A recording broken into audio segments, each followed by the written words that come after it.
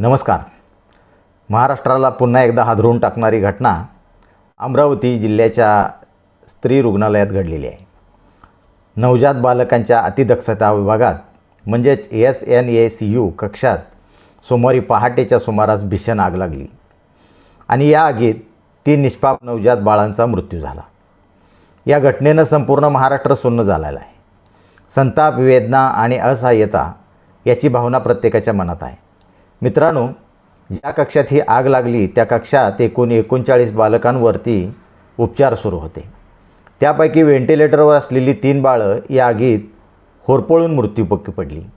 2 मुलगे आणि 1 मुलगी अशी ही 3 बाळं होती. त्यांची एकच चूक होती, ती गरीब कुटुंबात जन्माला आली होती. या घटनेतील सर्वात वेदनादायी बाब म्हणजे एका बाळाची आई प्रसूतीनंतर बेशुद्ध अवस्थेत होती.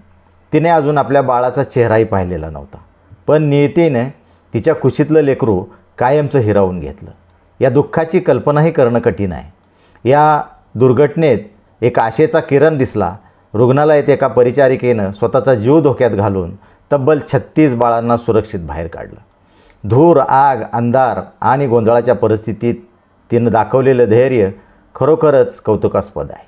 पण प्रश्न असा आहे की एखाद्या परिचारिकेच्या धाडसावरच आपल्या आरोग्य व्यवस्थेचं भवितव्य अवलंबून राहणार आहे का?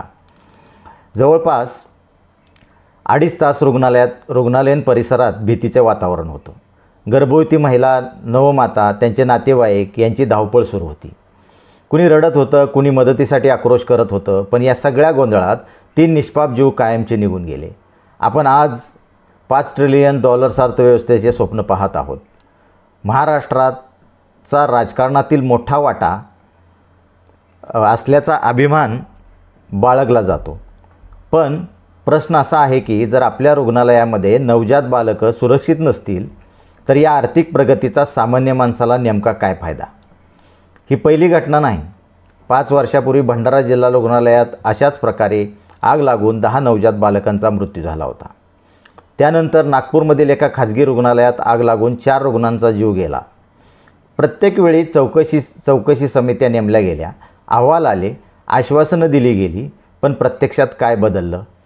आज लोकांचा चौकशी समित्यांवरचा विश्वास उरलेला नाही. कारण प्रत्येक दुर्घटनेनंतर खालच्या स्तरावरील कर्मचाऱ्यांवर कारवाई होते, पण मोठे अधिकारी, जबाबदार यंत्रणा आणि निर्णय घेणारे लोक मात्र सहज सुटतात. त्यामुळं चुका पुन्हा पुन्हा घडतात. या रुग्णालयाचे फायर ऑडिट वेळेवर झाले होते का? सुरक्षेच्या उपाययोजना कार्यरत होत्या का? आपत्कालीन परिस्थितीसाठी कर्मचारी प्रशिक्षित होते का? या प्रश्नांची उत्तरं मिळणं आवश्यक आहे. कारण हा केवळ अपघात नाही, ही व्यवस्थेच्या निष्काळजीपणाची गंभीर शोकांतिका आहे. गरीब माणसाला महागड्या खाजगी रुग्णालयात उपचार परवडत नाहीत, त्यामुळे तो सरकारी आरोग्य यंत्रणेवर विश्वास ठेवतो. पण जर सरकारी रुग्णालयातही सुरक्षिततेची हमी नसेल तर सामान्य नागरिकाने कोणाकडे पाहायचं?